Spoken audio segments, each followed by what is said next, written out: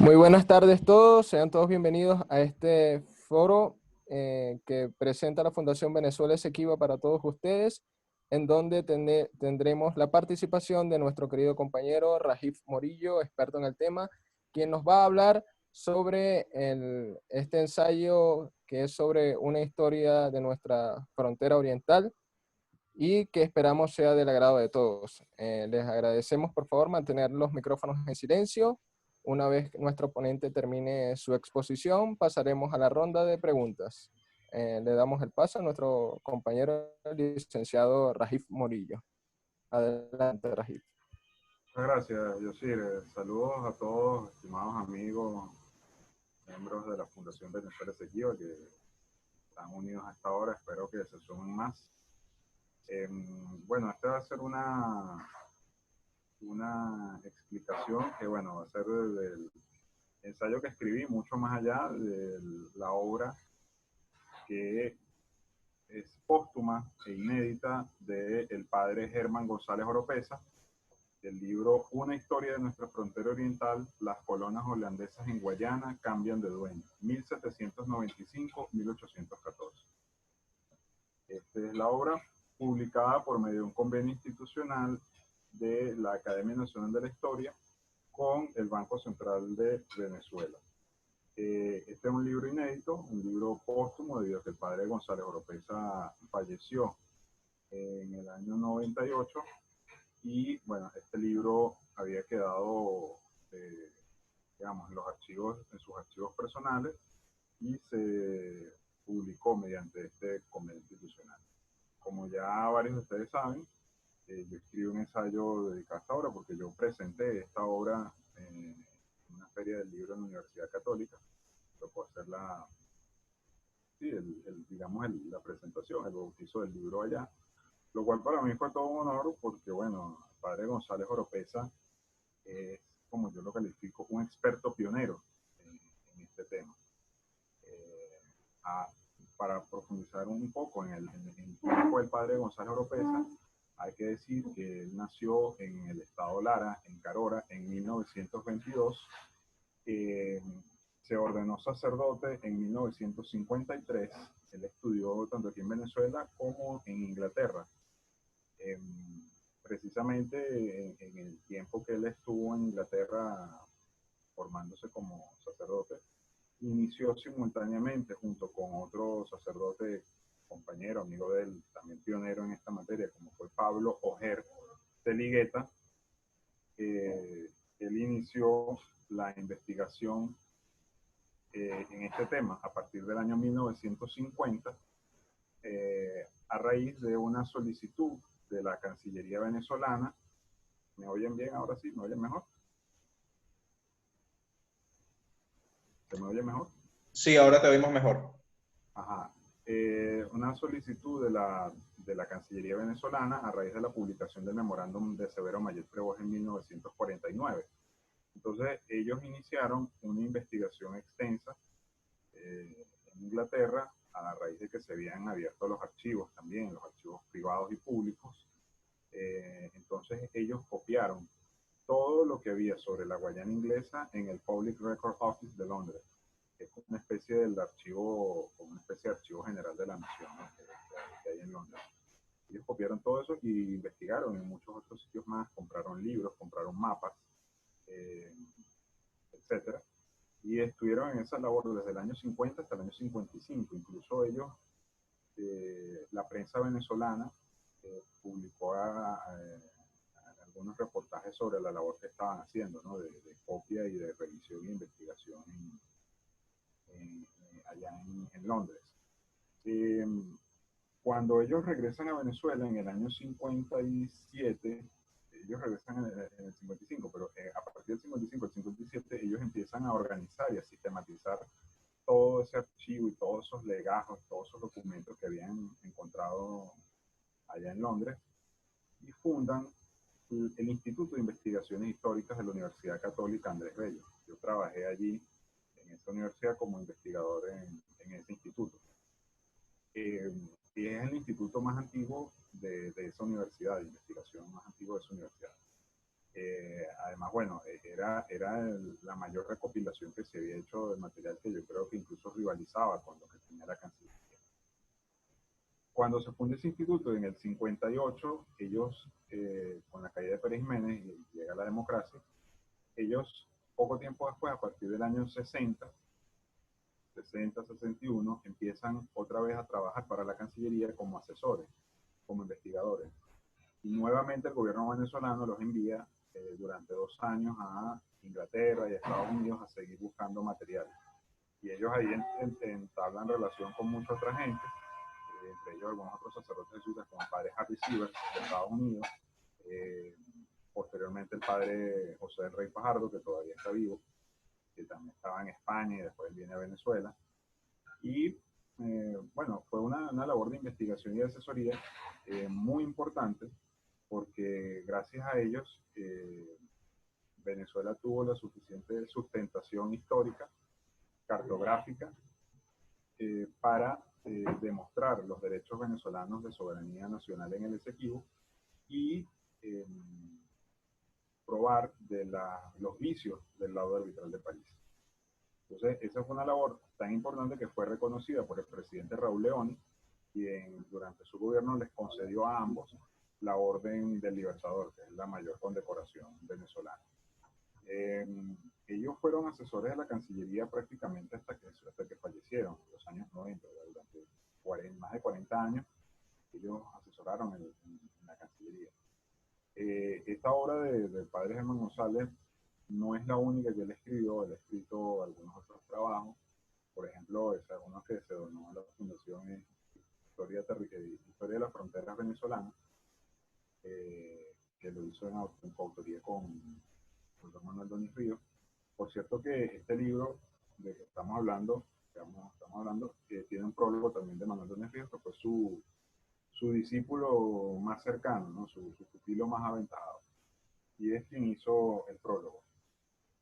Bueno, el padre Gonzalo Oropesa murió en el 98. Él dejó un extenso archivo que tuve la fortuna de revisarlo, y un archivo valiosísimo, muy, muy valioso para las circunstancias actuales y para el futuro, ¿no? Porque hay cosas allí, algunas cosas son inéditas, otras cosas son poco conocidas, y en general todas son valiosas para nuestro tema, ¿no? El padre, sí, yo lamento que el padre Gonzalo Oropesa no dejó más libros escritos, escribió algunos libros, pero pudo haber escrito muchísimos más, tenía una muy buena pluma. En todo caso, lo que escribió sigue siendo valioso para el país, ya que, bueno, esta obra para mí es un aporte genial, extraordinario al tema, ¿no? Sobre todo en estos momentos en los que estamos atravesando. Este libro tiene 229 páginas apenas, pero en esas apenas 229 páginas condensa una historia fascinante, y no solamente historia, porque este es un libro que apenas, como les digo, 229 páginas tiene de todo un poco. Tiene historia regional y local, de la provincia de Guayana venezolana en interno. Habla de la situación de las colonias holandesas de Merara, Berbice y Esequibo. Habla también de historia nacional venezolana. Tiene elementos de historia social, tiene elementos de cartografía, de lo que se llama cartografía histórica, es decir, de mapas antiguos. Tiene partes importantes de historia diplomática y de las relaciones internacionales. Entonces es un libro que va desde lo micro a lo macro, desde lo local específico de una población en Guayana, a las relaciones de España con Francia, con Inglaterra, con Holanda, toda la dinámica de las guerras revolucionarias francesas, del proceso de independencia venezolano, y el padre Gonzalo Oropesa logra concatenar todos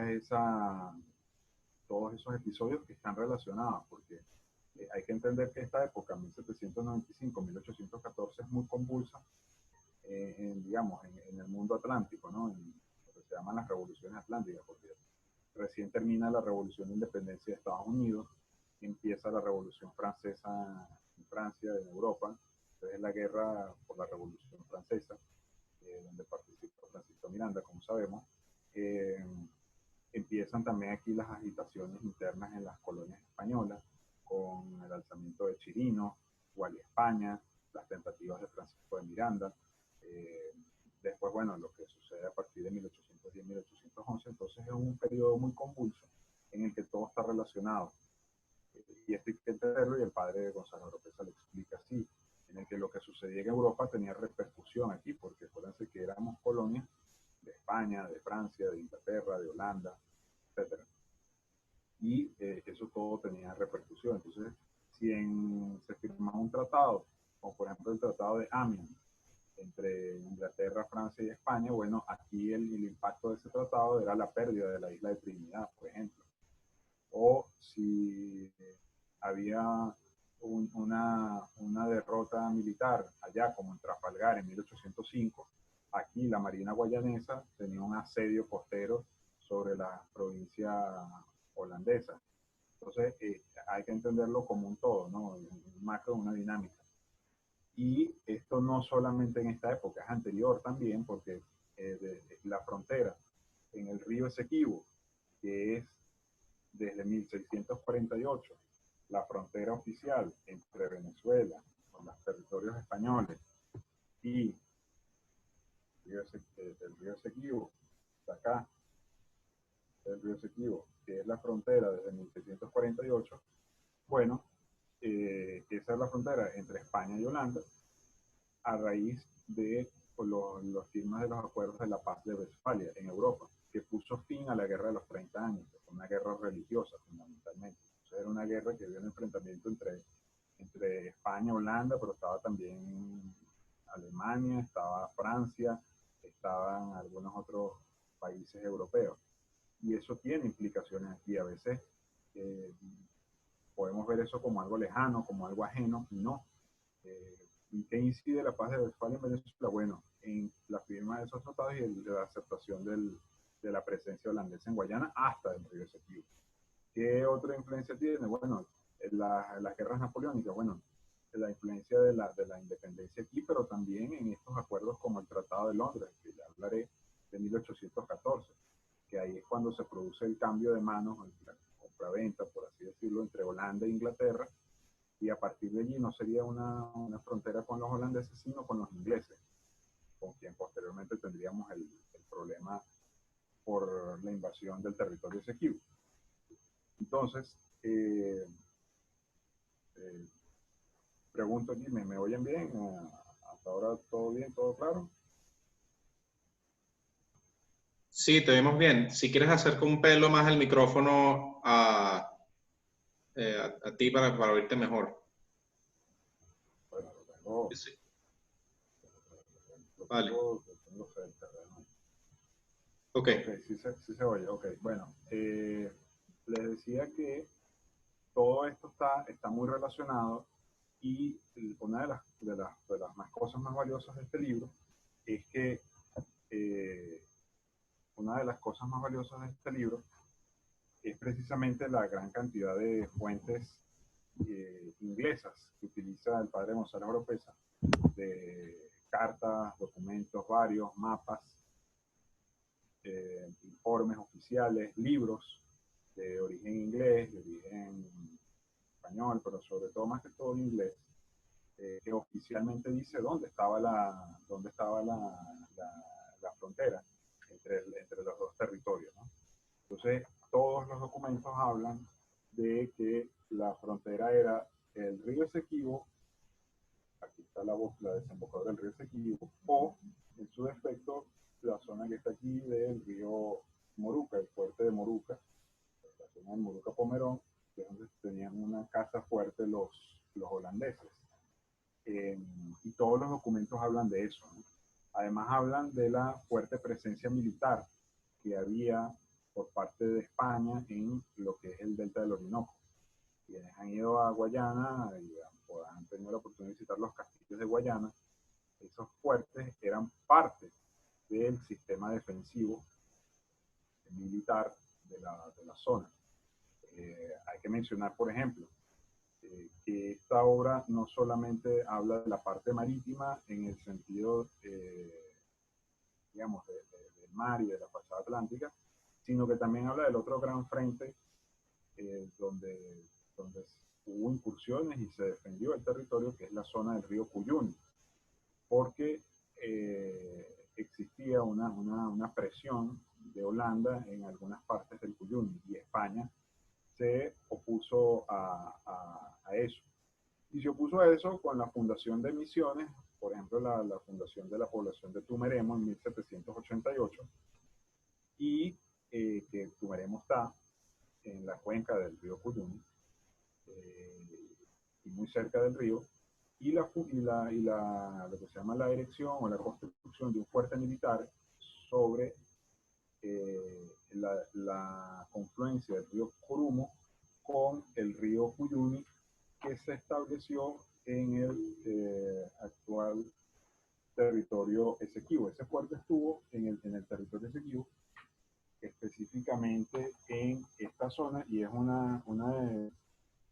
el fuerte estuvo aquí, en esta zona, dentro de lo que hoy es el territorio Esequibo, un fuerte español que se construyó en 1792 y que incluso ya bien entrada la guerra de independencia seguía en funcionamiento. Eh, y ese fuerte está ampliamente detallado en el libro, pues, el padre González Oropesa incluso explica allí quién era el comandante y cuánta gente había y quiénes eran y qué armamento tenían. Se llamaba el Fortín del Curumo.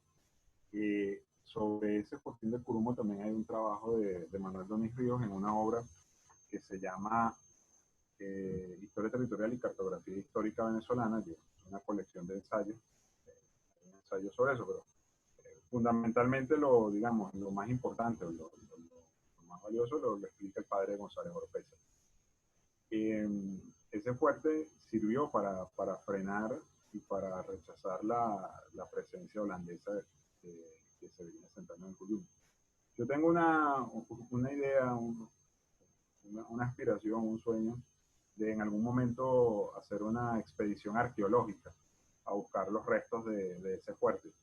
Un fuerte que incluso Robert Schomburg para 1841-42 él visitó, él conoció las ruinas, ya el fuerte en ese momento estaba en ruinas, pero lo conoció y él lo relata en su informe, en sus expediciones.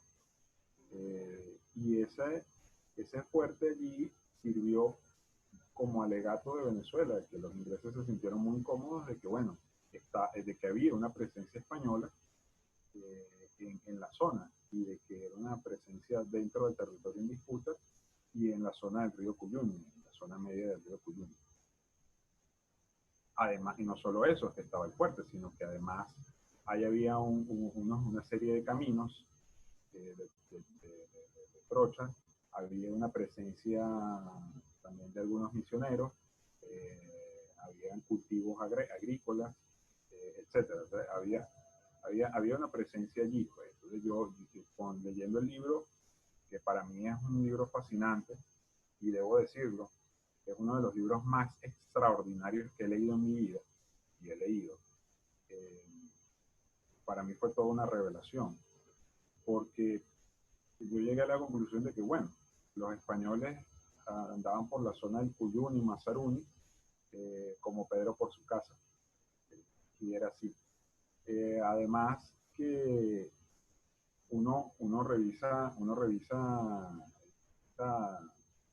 revisando el libro todo lo que relata y con fuentes de primera mano, ¿no? Con bibliografía original, lo cual es muy, muy valioso, muy importante. Una serie de cosas que derrumba alegatos ingleses, derrumba mitos y también complementa cosas que aparecen en otros libros de manera fragmentaria, ¿no? Que aparecen de forma incompleta o de forma inexacta. Y aquí lo explica todo. Está todo bien explicado de forma muy, muy, muy concisa, ¿no? Muy precisa. Yo les recomiendo sinceramente a todos, no solo que, bueno, en primera instancia yo les voy a mandar más tarde el ensayo, pero no solo que se lean el ensayo, sino que después de que se lean el ensayo, se lean el libro, porque creo que van a aprender mucho y van a tener un cambio de visión desde la historia, ¿no? De cómo se ha enseñado la historia o lo que sabemos de la historia o cómo conocemos la historia. Como les decía, no es solamente la historia de la frontera en Guayana, aunque es lo que más se dedica, sino que también habla de la historia del mundo en aquel entonces, ¿no? Y de cómo todo está relacionado. También la obra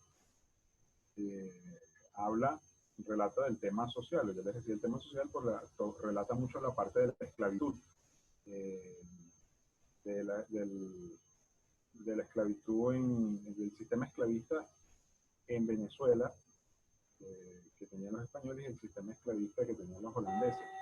Y el sistema esclavista holandés era incluso más duro, más brutal que el de los ingleses. Incluso ahí también citando fuentes holandesas e inglesas, relata el grado de inhumanidad que tenían los holandeses, y eso propiciaba que los esclavos o se alzaran, como hubo el alzamiento de Cufi, Ata y Acabre, que fueron un alzamiento que hubo por 1750 en Berbice, cuando eso era mano de los holandeses, que es, digamos, Cufi, es más o menos el equivalente a José Leonardo Chirinos en Venezuela, y es casi que es considerado en Guyana como que el padre de la patria en Guyana. Pero esos alzamientos siguieron, y no solamente eso, sino hubo fugas, que habían fugas hacia territorio español, es decir, la provincia de la Guayana española o Guayana venezolana, porque sabían que en España, digamos, en territorio español, el sistema era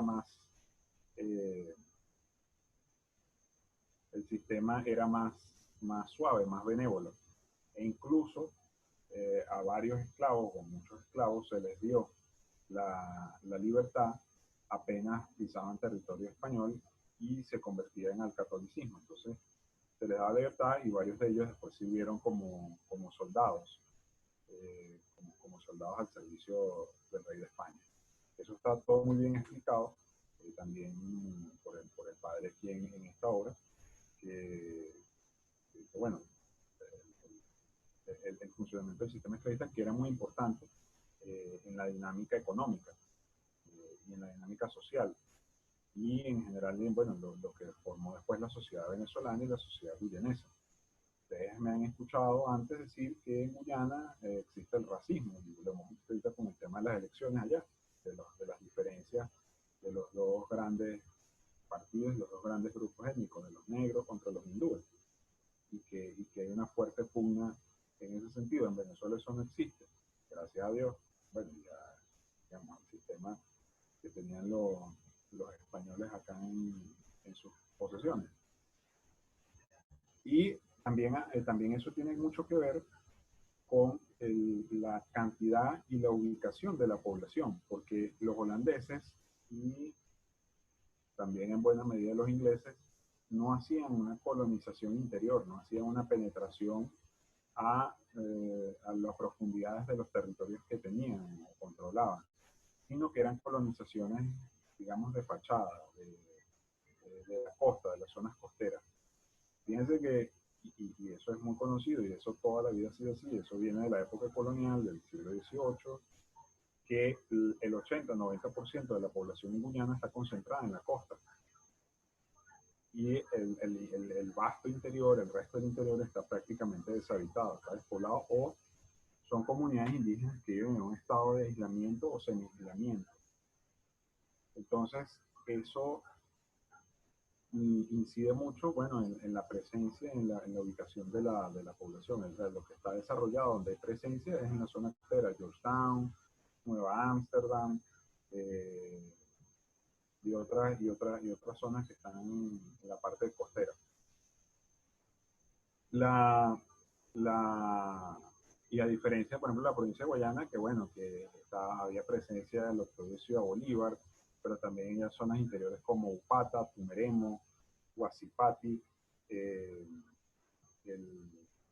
bueno, incluso las misiones del interior, ¿no? Que estaban a todo lo largo del Caroní, etc. Ahí sí hubo una mayor presencia, una mayor colonización española. porque ahí había dos diferencias de criterio.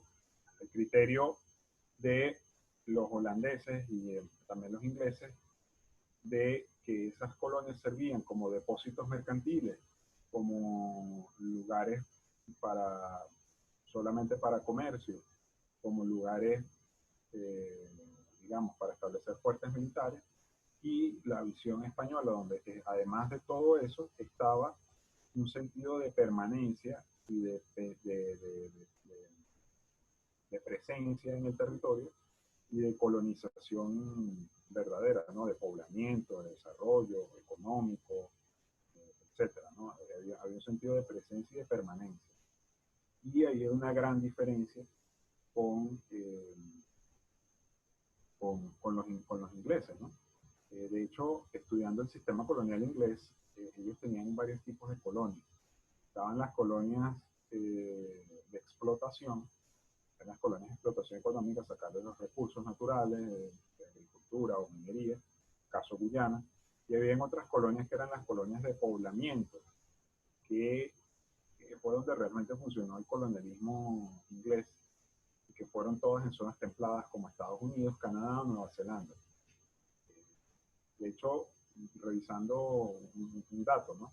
En 1945, cuando termina la Segunda Guerra Mundial, la población de Nueva Zelanda era de aproximadamente 3 millones de personas en un territorio de extensión similar a la de la Guayana Inglesa. Mientras que en aquel entonces, 1945, la Guayana Inglesa tenía apenas 300.000 habitantes. A pesar de que la misma cantidad de territorio, la población de Nueva Zelanda, que está mucho más lejos de Inglaterra que la Guayana Inglesa, era del 10, del 10, del 10%. Quedan 4 minutos. Bueno, todo este episodio, hablo de todo esto porque es un tema que tiene que ver, digamos, con la parte social, la parte económica y las grandes diferencias que hay entre uno y otro lado de la frontera, ¿no? A pesar de que es la misma región y es la misma geografía. De cómo, porque Guyana tiene 800.000 habitantes, incluyendo los del Esequibo, y están casi todos concentrados en la costa, y son la mayoría negros hindúes. Los hindúes llegaron después, de 1833, cuando los ingleses eliminan la esclavitud. Y cómo en la Guayana venezolana la población era diferente, era mayor y estaba distribuida a lo largo y ancho de la provincia, ¿no? Aquí también, como les decía, tiene mucho que ver la Revolución Francesa, por cuanto la Revolución Francesa generó muchos cambios, no solo en Europa, sino también en las colonias en América. El padre González Oropesa relata que en dos oportunidades el territorio, antes de pasar a manos de Inglaterra formalmente, estuvo ocupada militarmente por Inglaterra. E incluso hubo una efímera presencia francesa allí también, que hicieron algunas construcciones, sobre todo militares. Y todo eso ocasionó enfrentamientos constantes. La Marina Guayanesa, que era algo que me preguntaba Jan Carafa, la Marina Guayanesa era básicamente buques militares de la Armada Española, la Marina de Guerra Española, pero también eran buques civiles de particulares que se armaban en corso, es decir, recibían lo que conocemos como patente de corso.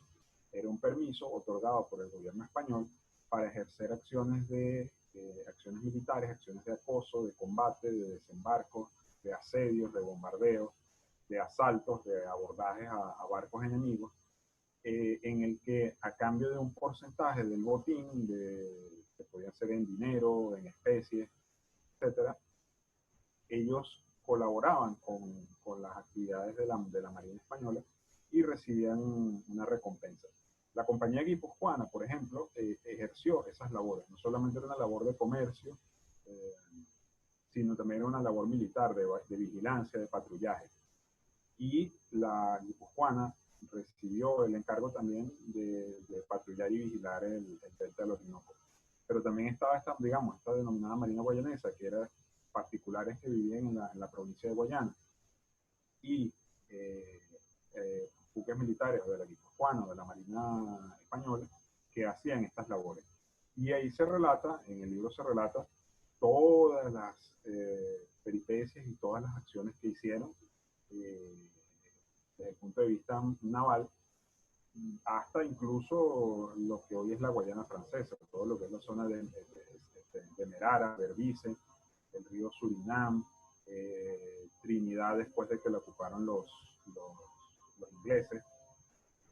Y esto tiene una importancia porque en la independencia Guayana va a resistir en gran parte gracias a su conocimiento y dominio del Orinoco, va a resistir la presencia de los patriotas hasta 1817. De hecho, en la Primera República los patriotas fueron derrotados en unas batallas navales porque era gente más que todo Caracas que desconocía el funcionamiento y la navegación por el Orinoco. Eh, bueno, queda menos de un minuto, vamos ahorita a conectarnos en la segunda parte. Pero sí, les estaba hablando sobre lo que era la Marina Guayanesa, la explicación de la Marina Guayanesa, que era una suma de instituciones y de entes privados y públicos que en conjunto hacían una labor en defensa del territorio, de lucha contra el contrabando eh, y de presencia real y de ejercicio de soberanía marítima por parte de España. Y todo esto crea lo que se llama, lo que han llamado algunos expertos, el uti possidetis marítimo, que es la presencia y el ejercicio de soberanía en, eh, en las zonas marítimas, ¿no? En las zonas navales. Bueno, por ejemplo, Don Inge en su folleto reciente él explica de eso. Eh, y también, bueno, en otras partes, también en el trabajo que hice sobre la fachada atlántica venezolana, hago algunas menciones al respecto.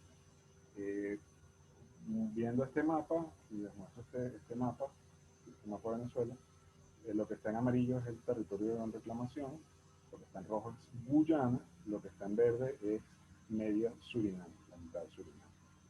Que esto sí siguió quedando en manos holandesas. Entonces, la Marina Guayanesa se proyectaba de todo el río Orinoco, el delta, la isla de Trinidad, que nos perteneció hasta 1802, y toda esta zona de la fachada atlántica, de la costa atlántica, todo esto, incluso más acá, más hacia el este, buscando hacia la Guayana Francesa, había una presencia importante y permanente en la zona de patrullaje, de ataque al contrabando, a los piratas, de acoso a las plantaciones y escasas poblaciones que habían fundado los colonos europeos de otros países en la zona, holandeses, ingleses. Había un ataque y un acoso permanente, cosa que relata muy bien el padre Gonzalo Oropesa en la obra, que incluso hay datos específicos de haciendas que fueron ocupadas por los españoles, fueron saqueadas, fueron destruidas, eh, que, les, que les robaron los esclavos, etcétera, etcétera. Eso es una labor de acoso permanente. Incluso él habla allí, relata allí un episodio con los documentos en mano, eh, de un episodio en 1796 de un desembarco lamentablemente fallido, un desembarco militar aquí en esta zona donde los holandeses tenían el fuerte de Moruca, o la casa fuerte de Moruca. Ellos hablan de un desembarco en la zona para atacar ese fuerte y destruirlo y tomarlo. Lamentablemente esa operación militar fracasó, pero queda como un precedente, como un acto de soberanía realizado en la zona, ¿no? De que España, bueno, estaba dispuesta a ejercer sus derechos, a demostrarlo incluso por la fuerza de que tenía la titularidad del territorio en la zona del río Moruca.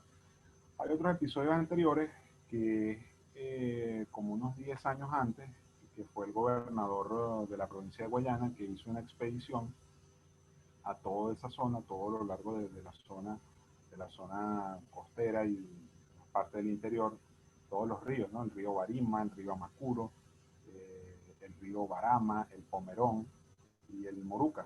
Entonces él penetró y exploró toda esa zona y haciendo actos de soberanía en nombre de España y determinando la ubicación de hasta dónde llegaban los holandeses. Y en este punto también menciono algo también interesante, lo mencionó el padre Gonzalo Oropesa al inicio de la obra, y que no deja de ser interesante, y es hasta dónde llegaba la presencia holandesa en la zona. Es decir, porque nosotros siempre decimos, bueno, es que los derechos venezolanos, los títulos jurídicos sobre el territorio nos vienen desde Colón o Esquivel y 1648 y la Capitanía General de Venezuela y todo aquello, pero pocas veces se señala o nos preguntamos o decimos, bueno, pero ¿de dónde viene el territorio de Guyana? ¿De dónde viene que Guyana dice que el Esequibo es de ellos? ¿Cuál es la titularidad? Lo que en derecho se llama la cadena titulativa, ¿no? La tradición legal. ¿Dónde está eso? ¿De dónde viene eso? Para que ellos aleguen la posesión, la titularidad o la soberanía territorial. Bueno, eso viene de 3 colonias que ellos tenían, 3 establecimientos coloniales que ellos tenían, que eran Demerara, Berbice y Esequibo. Y en el caso de Merara, que es donde está el río de Merara, porque eso se subdividía, o sea, se le dan los nombres por los ríos. El río de Merara es un río que está, es el río que está donde está ubicada la ciudad capital de Guyana, Georgetown. El río de Merara es este río que ven acá, y aquí está la ciudad de Georgetown. Georgetown está de hecho incluso en la margen derecha del río de Merara, no está en la margen izquierda que se aproxima más hacia la zona de reclamación, sino que aún está en la margen derecha, y esto lo señala, esto no deja de ser interesante que lo señale el padre Gonzalo Oropesa. Este era de Merara, el río de Merara. Y la colonia de Esequibo aproximadamente comenzaba aquí en una zona que se llama el Caño Buracier, y el Caño Buracier, que está aquí cerquita de Merara, era toda esta parte aquí, la margen oriental del río Esequibo, y donde está el río Esequibo como tal, lo que llegaba a lo sumo era aquí a la zona del Moruca, donde estaba esa casa fuerte que ya les mencionaba antes, y toda esta zona costera aquí pegada a la orilla del río Esequibo. Más o menos esto era aquí la colonia de Esequibo. Más allá, todo esto que conocemos al sur y eso, no penetraron nunca los holandeses. Y no solo no penetraron, sino que no tenían la soberanía legal. Lo más al sur que penetraron los holandeses fue más o menos hasta aquí. Ellos penetraron más o menos hasta aquí, que había una posta comercial y militar, que se llamaba la posta de Arinda, que está pegada, está en el río Esequibo, y todavía esa zona se llama Arinda, que es más o menos a mitad del recorrido del río Esequibo, a mitad de la planta, ¿no? Si pueden verlo completo, más o menos estaba por aquí. Pero ellos siempre estuvieron pegados a la orilla del río, y siempre estuvieron también pegados a la orilla del mar. Entonces, toda esta penetración interna aquí hacia adentro fue prácticamente nula. Y la colonia de Esequibo era, como les digo, lo que está aquí en las zonas, en las orillas del río Esequibo prácticamente, ¿no? De las dos orillas. Y lo más hacia adentro y lo más alejado fue la posta de Moruca. Incluso los holandeses no fundaron ninguna población allí. Nunca fundaron una ciudad ni un pueblo en Esequibo. Esos eran puras haciendas. Eran haciendas, eran plantaciones de caña de azúcar, de arroz y otras cosas, los frutos tropicales. Nunca fundaron allí una población, un establecimiento permanente. La presencia militar también era muy precaria, era muy escasa. Ellos apenas en el río, en el delta del río Esequibo, en la isla Leguán, ellos tenían allí una pequeña fortificación que para la época que señala el libro ya estaba en ruinas prácticamente, estaba casi abandonada. También estaba el fuerte de Pico Veral, que está en lo que hoy es Bártica, la confluencia del Cuyuni, Mazaruni con el Esequibo, Y ese era un fuerte que sí era más antiguo, pero que originalmente fue español, y después pasa a ser del mano de los holandeses. Y ellos a partir de allí sí empiezan a hacer algunas penetraciones, que es lo que les señalé del fuerte del Curumo, que montó España en 1792, y con las incursiones españolas, la penetración de los misioneros españoles, que eso fue importantísimo, la evangelización de los indígenas y el establecimiento de misiones para desarrollar el territorio con sus propios habitantes, para tener una presencia oficial del gobierno español, frenó toda tentativa y toda idea de los holandeses de penetrar o de saquear o de destruir. Sí hubo acciones allí, algunas penetraciones, pero era más que todo de rapiña, ¿no? Porque además los holandeses usaban a los indios caribes para capturar esclavos, ¿no? Para hacer capturas de esclavos negros, esclavos indios, los llamados poitos. Los poitos son esclavos indios que los caribes buscaban indígenas de otras tribus para esclavizarlos. También aquí recomiendo un trabajo que hizo, que está inédito, que lo hizo para la Fundación y que esperemos que sea publicado pronto, que lo hizo nuestra compañera Karina Extraño, sobre todo esta parte social y de presencia y de flujo social migratorio a uno y otro lado del río Esequibo y del territorio en disputa, porque es muy esclarecedor y muy valioso. Un dato adicional sobre la parte social y de los esclavos lo tenemos en el prócer de la independencia José Ascensión Farreras, que el padre González Oropesa, para descanse, explica quién fue. Es un prócer de la independencia que en 1817, con la liberación de la provincia de Guayana, se suma a las fuerzas republicanas, y él después incluso iría a combatir en la batalla de Ayacucho. José Ascensión Farreras es un hijo de esclavos procedentes del Esequibo, esclavos prófugos. Ahí digamos, no está del todo precisado, pero eran hijos de esclavos que venían de esa zona. No se sabe si era porque eran fugados o era porque habían sido capturados por España, o si es que ellos habían sido comprados. Y lo cierto es que venían de esa zona, y José Ascensión Farreras es hijo de esos esclavos y asume el apellido de su dueño, que era la familia de Farreras, que era una de las familias más importantes de la provincia de Guayana. Y él en 1817, bueno, se pasa a las fuerzas republicanas. Él era realista originalmente. Toda la provincia de Guayana fue realista, y fue realista porque también se escribe aquí, lo explico en el ensayo. Fue realista porque había una fuerte influencia de los misioneros capuchinos catalanes, de la influencia religiosa. Además, había una sospecha y una duda y una animadversión hacia la gente de Caracas, porque la gente de Caracas, de la provincia de Caracas, intentó, cuando se crea la Capitanía General, tener control hacer un control más efectivo, un gobierno más efectivo desde Caracas sobre la provincia de Guayana, y de cómo se debía aprovechar la navegación del Orinoco, la fundación de pueblos, la jurisdicción de esos pueblos, la navegación de otros ríos como el Apure y el Meta. Entonces eso generó una animadversión de los guayaneses hacia los caraqueños. Además, está el hecho de que en 1810, cuando envían a Londres a Bolívar, a Andrés Bello y a López Méndez, buscando el reconocimiento de la Junta Suprema de Caracas del 19 de abril, los guayaneses al principio se suman a eso, pero rápidamente el gobernador de la provincia, por presión de la familia y todos ellos, de los capuchinos catalanes, fuerzan digamos, a los dirigentes políticos de la provincia a sumarse a la defensa del rey, de la corona española y de la regencia española. Y eso será así hasta 1817. ¿Por qué existe esa duda, esa sospecha, esa animadversión contra los caraqueños? Porque los caraqueños fueron a Londres. Bueno, se debe a que entre 1797 y 1802 los ingleses ocupan la isla de Trinidad.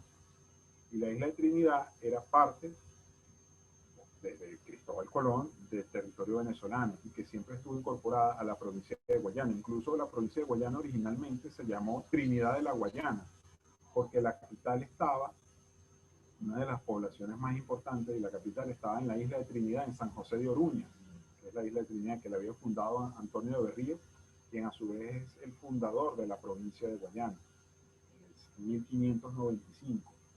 Y la otra población importante es lo que se conocía como Guayana la Vieja, que es donde, más o menos donde están hoy los castillos de Guayana. Entonces había una conexión entre el Orinoco y la isla de Trinidad, porque como saben, la isla está al frente del delta del Orinoco. Y siempre había estado en posesión de España, y siempre la conexión más importante era con Cumaná o con Guayana.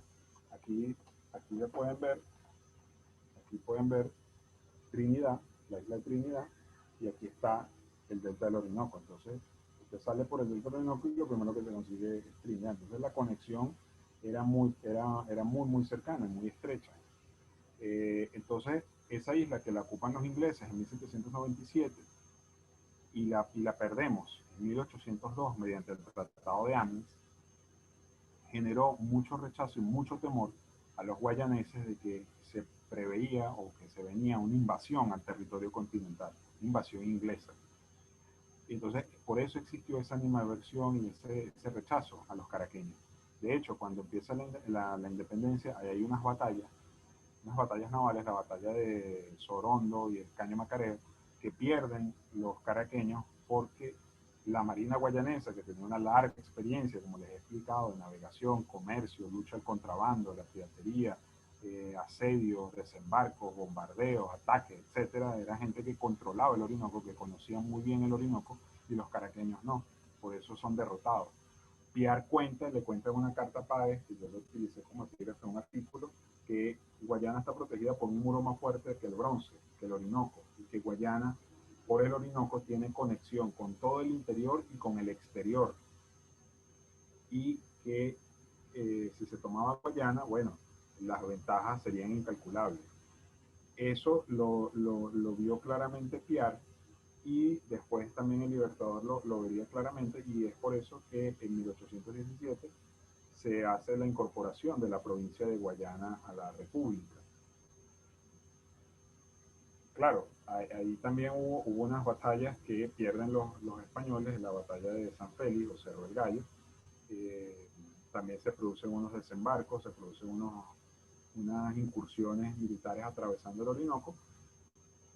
Y ahí, bueno, sí los españoles pierden, y los habitantes de allí, pero pierden el control de la provincia, pierden la provincia, ¿no? Y se suma a la provincia, a la república.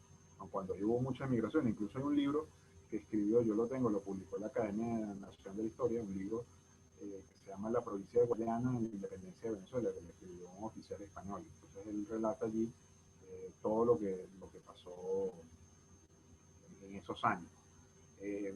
Esto es importante porque no solo hubo mucha gente que se exilió, realistas que se exiliaron, sino que a partir de allí la república comienza a tener, la causa republicana comienza a tener un punto fijo, una base firme de operaciones y de establecimientos. Y que desde Guayana, como dijo Piar, se podía conectar con todo el interior y con el extranjero. Y eso lo vio Bolívar también, y lo entendió Bolívar y lo aplicó Bolívar. Por eso es que existió allí el Congreso de Angostura, por eso es que partió de allí la campaña de 1819 que culmina en la batalla de Boyacá. Por eso Bolívar a partir de allí comienza a publicar el Correo del Orinoco. Gente que estaba exiliada, republicanos que estaban exiliados, los patriotas regresan. En fin, Guayana sirvió como un punto de apoyo para la causa republicana. Además, era una zona que había estado ajena a la guerra. Al sur del Orinoco, eso todo había estado ajeno a la guerra, entonces los recursos estaban intactos en hombres, en logística, en ganado, en caballos, en dinero, en todo. Y todos esos recursos serían aprovechados para la causa republicana. Entonces, esto tiene también una importancia trascendental. Y aún más, voy más allá. En 1817, finales de 1817, Bolívar, cuando se libera la provincia, la incorpora a la República y da los límites territoriales. Los límites territoriales por el oriente, por el este, él menciona aquí que llegaría hasta el fuerte de Moruca exclusive, es decir, que la frontera estaría en las afueras del río Moruca, que está por acá, que lo hemos mencionado mucho, que el fuerte de Moruca era el fuerte de los holandeses. Entonces, él en ese decreto dice, bueno, la provincia por el oriente va por toda la zona costera, aquí, hasta el fuerte de Moruca exclusive, es decir, hasta los alrededores, hasta, digamos, hasta donde se viera el fuerte de Moruca, allí llegaba la provincia de Guayana. Entonces, ese decreto es importante porque, bueno, incorpora aquí todo el territorio esequibo. Y Moruca, en inglés se escribe Morocco, pero en español sería Moruca. Y también en ese decreto, un decreto conexo, es el famoso decreto de la octava estrella de la bandera nacional, porque tenía 7 estrellas la bandera, las 7 provincias que en 1811 firmaron la independencia, y la octava estrella es la incorporación de Guayana a la República. Y debo decir aquí que eso no era un capricho de Chávez, sino un decreto del Libertador de octubre de 1817. Incluso, para darles más detalles, yo revisé una compilación de decretos del Libertador publicada en los años 50 y aparece ese decreto y está allí detallado y relatado y todo. No es un invento de Chávez ni nada, eso no es un capricho. Digamos que Chávez lo que hizo fue rescatar eso de la octava estrella. Y además, hay que decirlo, que en Guayana la octava estrella era un clamor. Eso era un deseo y un sentimiento de los guayaneses. Y la octava estrella, que simboliza Guayana, a su vez Guayana representa más de la mitad del territorio venezolano. Y allí, bueno, el valor que yo le doy y la importancia que debe tener, y por eso nosotros en la Fundación somos defensores de la octava estrella, que está incompleta porque le falta el territorio esequibo. Entonces, ya les expliqué, bueno, la Marina Guayanense, les expliqué la parte social, el enfrentamiento que había entre la provincia de Guayana con Caracas, porque Caracas buscó el apoyo inglés, mientras Guayana sabía lo que era la amenaza inglesa, porque se habían agarrado Trinidad, porque habían ocupado la zona de Temerara y Berbice a manos de los holandeses, porque habían incursiones militares. En fin, ellos eran conscientes del peligro de los ingleses, ¿no? Y de que había que estar muy alertas ante ellos, y lo fueron. Los guayaneses ahí fueron centinelas, y siempre lo fueron durante todo el siglo XIX de esa zona ahí de la frontera. Aquí cabe decir algo, y voy a citar al padre González Oropesa, de por qué el libro llega hasta 1814 y no llega hasta 1817. Bueno, el padre dice: sería temerario de mi parte intentar bosquejar el proceso de la Guayana venezolana en los años cruciales de 1810 a 1814. Son años demasiado difíciles en el acontecer general de Venezuela. Sin embargo, es conocido que la incorporación de Guayana al movimiento independentista es posterior a 1814. Inevitablemente, los acontecimientos del resto de Venezuela repercutían en Guayana, pero más bien con tendencia de empecinamiento en mantenerse aislada y aún separada del resto de las provincias venezolanas. Más aún, dentro del proceso político de Guayana venezolana, el año 1814, fecha límite de esta historia de frontera, parecería exhausto exabrupto, dado que el proceso independentista de Venezuela en Guayana es a partir de 1817. Sin embargo, no lo es desde el punto de vista del encuadre de la historia específica de la frontera.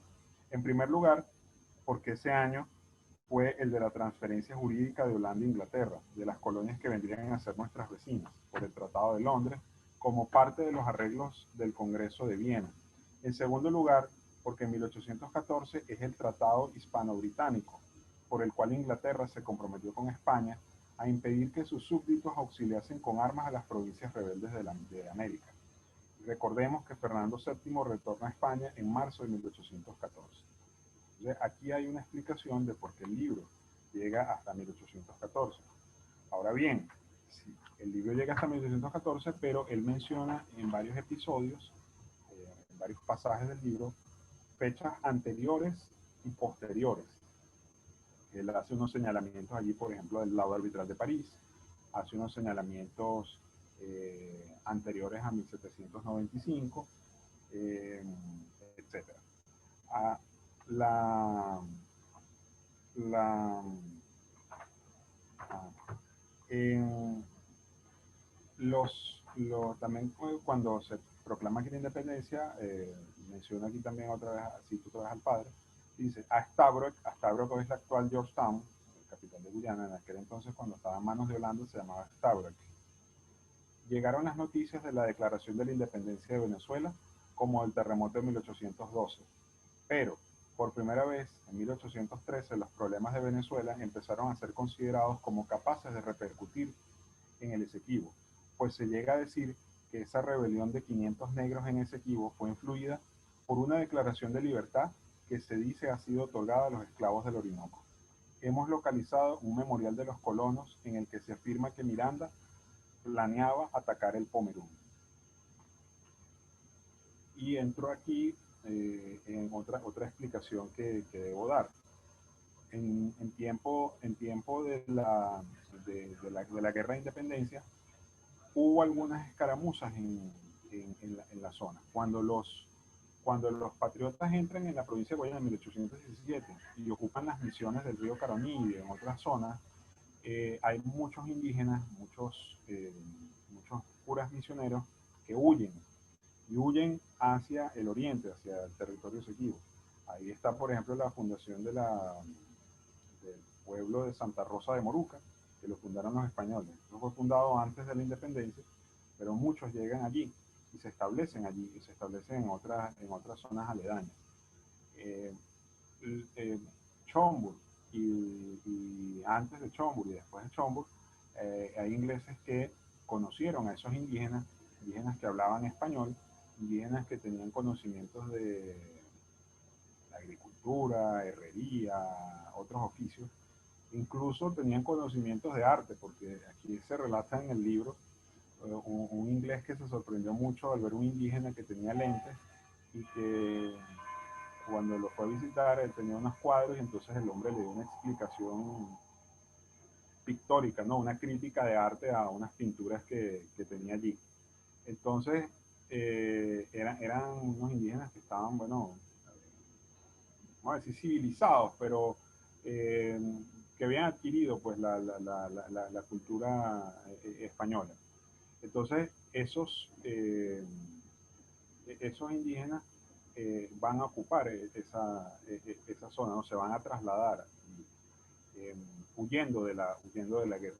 Y en esa huida de la guerra también habrá algunas escaramuzas militares, porque por ejemplo Piar hace una ocupación de ese fuerte en el Curumo, y desde ahí se le manda una carta al gobernador de la Guayana Inglesa afirmándole, bueno, intenciones de comercio y de que la provincia había sido liberada, etcétera, etcétera.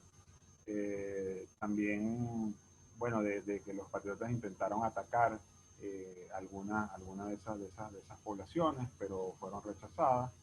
En fin, otros episodios.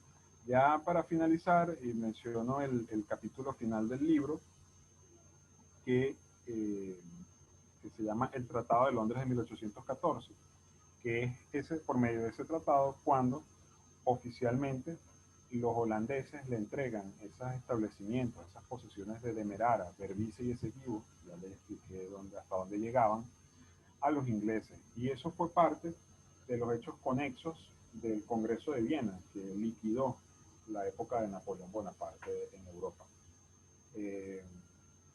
Ese tratado se firmó el 13 de agosto de 1814, y que el padre Gonzalo Oropesa, bueno, lo analiza de una manera brillante. Tan brillante es que en sí mismo, por sí solo, ese capítulo es una pieza valiosísima de cómo se escribe y cómo se explica la historia diplomática y la historia de las relaciones internacionales. Bueno, sobre ese tratado, no solamente esas colonias, porque ahí también hubo una transferencia de territorios en otras partes del mundo, como en Sri Lanka y Sudáfrica. Pero lo que nos interesa es la porción de Guayana. Bueno, sobre ese tratado hay mucho cuento, ha habido mucho mito y mucha tinta corrida, como en otros pasajes también del libro, que el libro tiene el valor de explicar, mostrar, analizar, detallar, citar documentos originales que aclaran cosas que en otros libros aparecen de forma fragmentaria o inconexa o incorrecta. Entonces, dice aquí el padre que en Holanda, y aún después se acusó al gobierno de que el Tratado de Londres significó que Holanda había vendido sus colonias en Guayana. En Inglaterra, más de un autor ha perseverado en sostener esta interpretación de los hechos. Aquí en Venezuela se han aducido estas cifras como una vergonzosa operación que enturbia el origen de la posesión territorial inglesa. Pero en verdad, toda la transacción es un ejemplo más de la forma de los arreglos territoriales en esa época.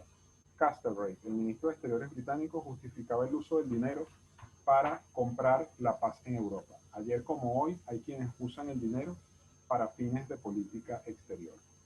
Les decía, el tratado es muy extenso, pero es básicamente que Holanda le entrega a los ingleses el territorio, los territorios que ellos tenían, no que se habían agarrado, ni que se habían usurpado, ni le daba derechos a que invadieran o penetraran territorio venezolano. Y ese es el origen, el Tratado de Londres de 1814 es el origen de la territorialidad inglesa en Guayana. Y a partir de 1814 ellos van a formar la provincia de la Guayana Inglesa cuando unifican las tres colonias y crean Guayana Inglesa. Eso ya sería para 1831. Aunque ya, como les digo, oficialmente desde 1814 tienen la soberanía de esos territorios, que es lo que originalmente y es lo que es Guyana, ¿no? Es lo que está en rojo, lo que pueden ver en rojo aquí. Esequibo, Demerara y Berbice. Lo que está en rojo, eso es Guyana, o lo que era la Guayana inglesa. Lo que vino después es lo que ya conocemos, que fue la invasión progresiva del territorio venezolano, lo que vemos en amarillo, las rayas en el mapa de la zona en reclamación. Finalmente, ese ensayo yo lo escribí no solo para presentar el libro, para hacer un análisis del libro y del autor y del tema en general, sino también como un homenaje de las nuevas generaciones para un experto pionero como fue el padre Germán González López. Muchas gracias. Espero les haya gustado y bueno, estoy abierto a las preguntas.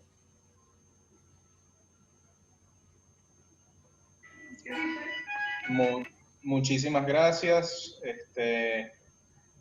A ver, las preguntas que tenemos primero son de Ada Elizabeth. Ella quería saber si los ríos Baruma, creo que quiso decir Barima y Arauca son los que conectan al Atlántico. Sí, bueno, ella dice Arhuaca, pero los Arhuacas son los indígenas que se llamaban así, Arhuacas, que son los que conocemos nosotros como Aragua. Todos estos ríos, todos los ríos de la zona del Cuyuni hacia el norte, son unos ríos que están interconectados y están conectados de manera natural y después han sido perfeccionados por canales. Si, incluso hasta el sol de hoy hay gente que viaja desde Puerto Ordaz en lancha llegan hasta Bártica o llegan a Puerto Caituma o llegan incluso aquí a la desembocadura del río Esequibo.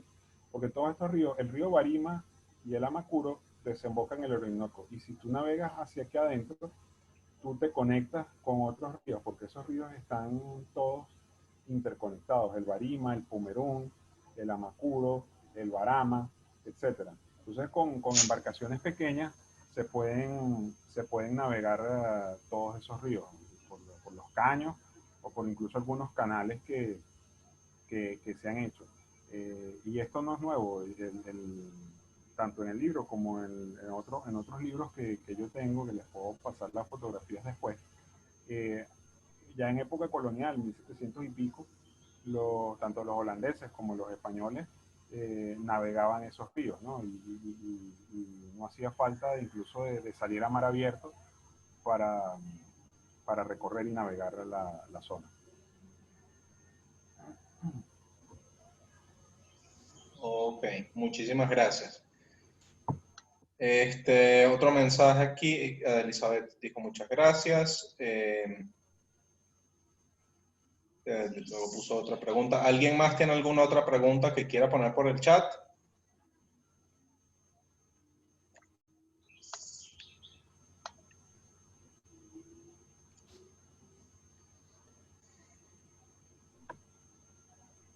Bueno, Elizabeth me preguntó lo de la influencia de la Revolución Americana en el proceso Sí. emancipador. Sí, sí ocurrió, sí hubo una influencia. De hecho, España participó en la Guerra de Independencia de Estados Unidos, con militares, con tropas. Hay un general muy importante allá, que es el general Galvez, que Galvez fue, por cierto, Galvez fue gobernador en una provincia aquí en Venezuela y estuvo en las demarcaciones territoriales con Portugal. Y él después, bueno, fue uno de los jefes de la independencia de Estados Unidos. Estuvo Francisco de Miranda, ¿no? Que combatió en Pensacola. Evidentemente hay una relación allí, hay una influencia. Incluso en documentos secretos que después se publicaron de España, dice uno de los altos funcionarios del gobierno español que fue un error que España ayudara a los colonos americanos porque eso pudiera incentivar a los colonos de España a alzarse contra España, cosa que ocurriría 30 años más tarde. Ahí, bueno, digo, Galvez, en Texas hay un puerto muy importante que se llama Galveston, que es en honor a Galvez. Incluso, bueno, hay otros episodios allí, incluso Bolívar envió a MacGregor y a Sea y a otros venezolanos y gente patriota de la independencia a ocupar la Florida, porque Florida en aquel entonces, en esta época que relata el libro, Florida era una colonia española y allí hubo también unos enfrentamientos, hubo una situación allí vinculada a la independencia. Entonces sí hubo una influencia de Estados Unidos. La guerra de independencia, incluso durante la independencia, se buscó siempre el apoyo de Estados Unidos al respecto. Ok, nos queda un poco más de un minuto. Lisbeth quiere felicitarte. Rajiv dice que es una lástima que actualmente no exista una importante sensibilización sobre el Esequibo.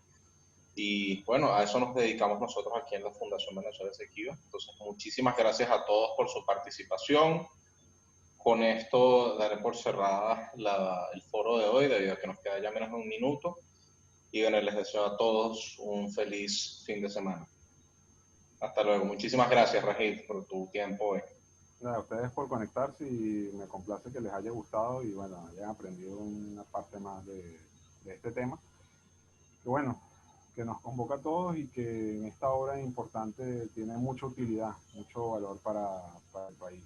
Mi concepto de la historia es que la historia tiene que tener aplicación práctica, utilidad práctica, y este libro de González Oropesa lo tiene de verdad, y se lo recomiendo que lo lean. Bueno, se puede conseguir en varias librerías, en el Palacio de las Academias, la Universidad Católica, la gente de Distel con la que tenemos algún contacto todavía.